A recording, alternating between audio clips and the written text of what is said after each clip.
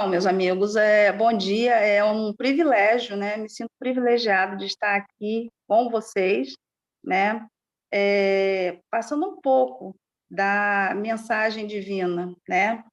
E hoje o tema é verdade viva.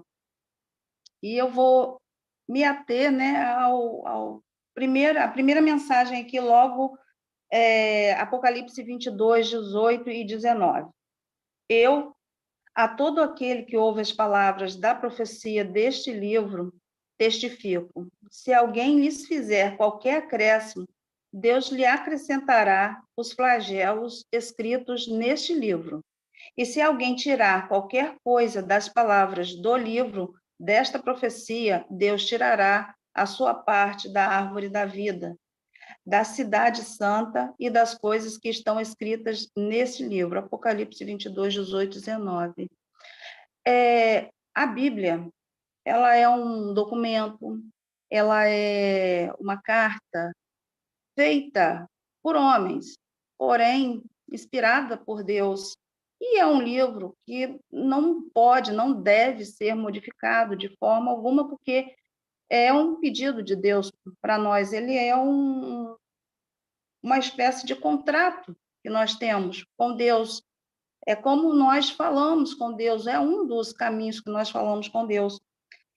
E o que está escrito aqui é que se qualquer homem, qualquer ser humano, vier até a Bíblia e retirar alguma coisa ou acrescentar alguma coisa, simultaneamente, aquele que acrescentar, serão acrescentados flagelos, né? E aquele que retirar alguma coisa, será retirado dele o direito de acesso à árvore da vida, à salvação eterna. Então, o homem, ele tem que entender que ele é um servo de Deus e que nós precisamos obedecer, temer a Deus, obedecer a Deus. Ele é o Pai, ele é o nosso Pai. Então, nós vamos falar mais a respeito dessa trajetória da verdade viva até os nossos dias, né? Quando os discípulos em Roma, né, iniciaram, junto com Cristo, toda a construção do cristianismo, né, ele não foi aceito, o cristianismo não foi aceito inicialmente pelos romanos, que até eram politeístas, adoravam deuses da natureza, enquanto que o cristianismo, ele pregava um monoteísmo, um único Deus, sem imagens, mas com fé. Então, isso era rebatido dentro do Império Romano, os cristãos sofreram muito, e para isso era necessário ter a fé. Muitos morreram pela boca de leões, por soldados, caçados como animais no Império Romano.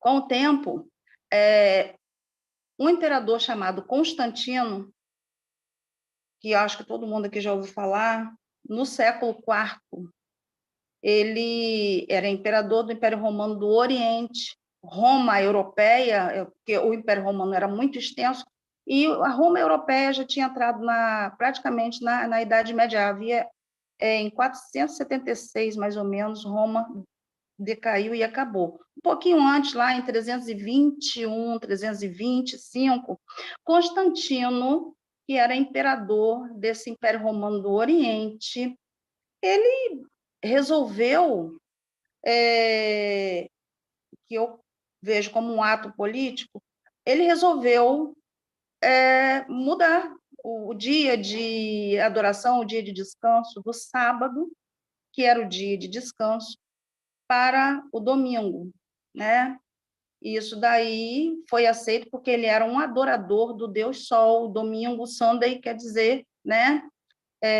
Dia do Sol. Então, Constantino fez isso. E aí, como nós já lemos aqui no início, o que foi que ele fez? Ele nada mais fez do que anular o quarto mandamento. O quarto mandamento que Deus, não só o quarto, mas os 10 mandamentos que Deus nos deu para que nós seguíssemos, obedecêssemos, porque desse jeito a nossa vida seria perfeita, apesar de estarmos em um mundo cheio de defeitos, né? Então, o que ele faz? Esse imperador simplesmente muda o quarto mandamento, tira do sábado para o domingo. Aí já é um primeiro ataque, é um grande ataque à verdade viva, mas ela sobrevive, né? Ela vai sobreviver porque a verdade viva é fruto de Deus, é fruto do Deus vivo, né? E ele é maior do que tudo e todos os ataques malignos que nós temos visto por aí. Continuando, essa palavra, essa verdade viva, ela vai sofrer outros ataques, né? Depois de Constantino, nós entramos num período chamado Idade Média, e é um período em que nós temos o esquecimento total da Bíblia, mas um grupo, e quem lê aí, né, o grande conflito, vai perceber em algumas partes, né, um grupo pequeno chamado valdenses, que vai ser responsável por guardar todo o conhecimento bíblico, né? Eles foram atacados, inclusive, pela própria Igreja Apostólica Romana, eles foram atacados, e, mas eles sobreviveram. Para vocês terem uma ideia, os cultos eram feitos escondidos, eles moravam escondidos em florestas, em cavernas. Agora, há pouco tempo, o Papa pediu perdão, né, exatamente por conta da perseguição que foi movida contra os valdenses, os albigenses, que foram os povos responsáveis por guardar a verdade viva, a palavra de Deus, né? Essa verdade, ela sobreviveu, porque durante esse período da Idade Média, a própria Igreja Apostólica simplesmente controlava toda a sabedoria, todo o saber, né? Existiam monges copistas que faziam lá, que escreviam a Bíblia. O povo era completamente analfabeto, não tinha acesso. Os rituais religiosos da igreja eram todos em latim, as pessoas não conheciam o latim, né? Então foi um período realmente de trevas, né? Onde o mal bombardeou com força a, a, a igreja, o cristianismo fundamental. Bom, no período aí do século XVI, né, já saindo dessa idade das trevas, nós temos no século XVI o Concílio de Trento. O que é um concílio? É uma reunião de papa, bispos, arcebispos, principais líderes da igreja para concluir coisas sobre a igreja, né? E nesse concílio simplesmente foi confirmado que o dia de descanso seria o domingo. Aquilo que Constantino tinha feito lá no século IV, no século XVI, é confirmado. Então, até hoje, nós temos aí o domingo como dia de descanso, esquecendo e deixando de lado o quarto mandamento, né? Bom, e depois desse tempo aí, nós temos um período, um movimento chamado Renascimento, onde muitas pessoas intelectuais colocam o homem como centro de tudo. Renasce, então, aquela cultura romana, né? E o homem passa a ser o centro de tudo. Então, nós temos vários intelectuais nesse período, e esses intelectuais, eles simplesmente rejeitam a Deus. Eles não têm fé em Deus, eles têm fé, sabem quem? No homem. O homem passa a ser o centro de tudo. E a partir desse conhecimento, onde o homem é o centro de tudo, nós viajamos na história até os dias atuais, né? Até hoje, o homem se acha como centro de tudo. A irmã Leandra, inclusive, falou a respeito daquela questão lá, né, do carnaval, da modificação da prece e do próprio sinal, né, que eles modificaram. São muitas agressões à imagem de Cristo. Em todo o carnaval acontece isso, infelizmente, né, porque não é uma festa cristã. Não é uma festa religiosa, é uma festa da carne. E, através desses movimentos humanos de carne, movimentos sem fé na palavra de Deus, é que nós que temos uma base cristã, nós que temos a fé em Deus e que levamos a Bíblia como verdade absoluta, nós percebemos claramente como que o maligno, como que ele atua na cabeça das pessoas, como que ele atua, por exemplo, nas redes sociais, né? Então, isso fica muito claro para a gente, certo? E aí, eu quero falar aqui na página 19, nós temos a instrução divina. O jovem que faz a Bíblia seu guia não fica confuso em relação ao caminho do dever e da segurança. Esse livro o ensinará a manter a integridade de caráter, a ser fidedigno, a não praticar nenhum engano. Vai ensiná-lo a jamais transgredir a lei de Deus, a fim de realizar um objetivo desejado, mesmo que a obediência envolva sacrifício. Então, se nós temos, não só nós, que eu, por exemplo, que já sou mais velha, mas também os jovens que tiverem uma fé formada, né, bem alicerçada, essas pessoas elas não serão enganadas. Porém, a própria palavra de Deus, né, lá em Mateus, ele fala muito a respeito disso também, né? E está aqui na própria mensagem. Nestes dias de enganos, todo aquele que se acha firmado na verdade terá de combater pela fé uma vez entregue aos santos. A misteriosa operação de Satanás produzirá toda variedade de erro, a qual, se possível, fará enganar, a qual, se possível fora, enganaria até os escolhidos, desviando-os da verdade. Então, Satanás cria situações capazes de enganar até mesmo a nós, que somos firmados na fé. Nós temos que ter cuidado e simplesmente não achar assim, ó, eu vou à igreja, eu leio a Bíblia, eu estou livre, eu não tenho nada. Não, gente, não. Ele conseguiu, né, fazer o casal divino lá no paraíso pecar, através de uma falácia que ele criou, através de jogo de palavras, simplesmente.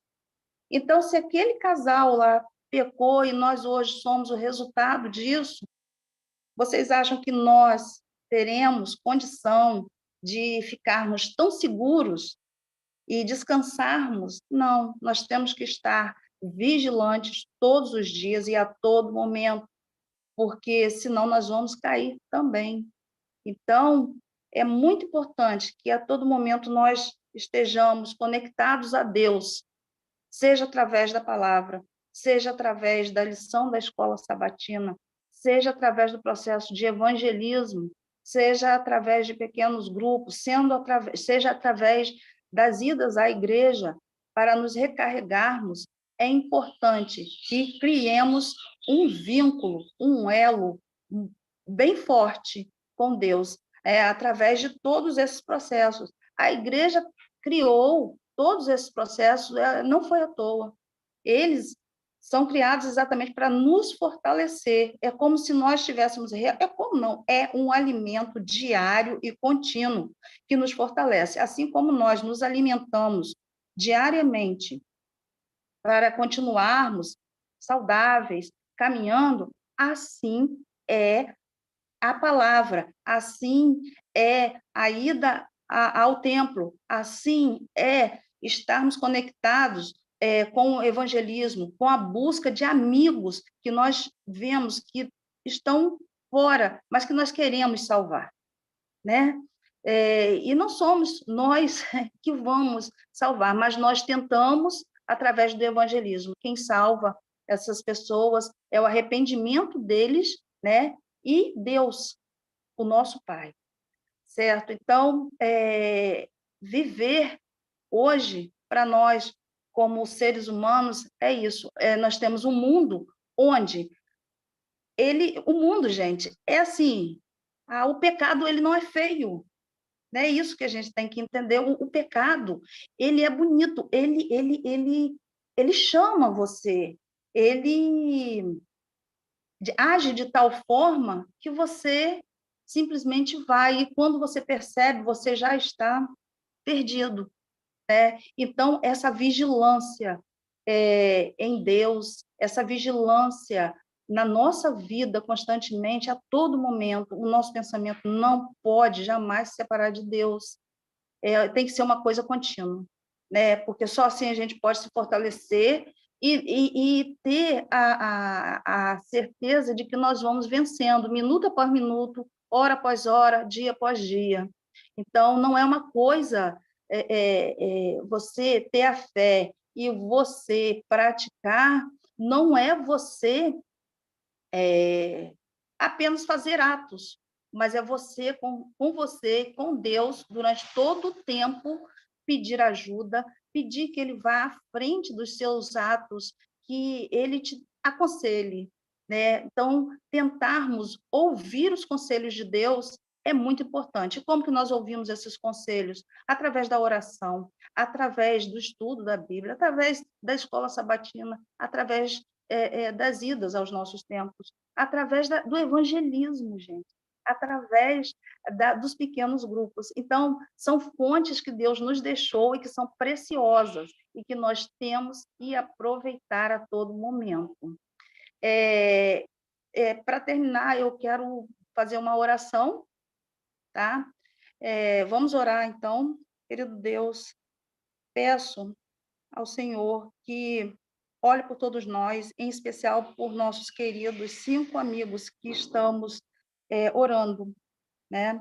Peço também, Pai, que olhe por nós, nos fortaleça, por sua igreja, por todos os líderes mundiais, e agradecer, Pai, agradecer porque o Senhor nos deu essa palavra, essa verdade viva que passa através dos séculos e continua a mesma, que serve para todos nós, ela continua, a mensagem que nós temos na Bíblia, ela continua atual, ela foi feita lá séculos atrás, mas hoje nós temos a certeza de que essa mensagem que passou, que sofreu durante séculos e séculos e que chegou até nós, essa mensagem é uma mensagem atual, que essa mensagem é uma carta de amor que o Senhor deu a todos nós.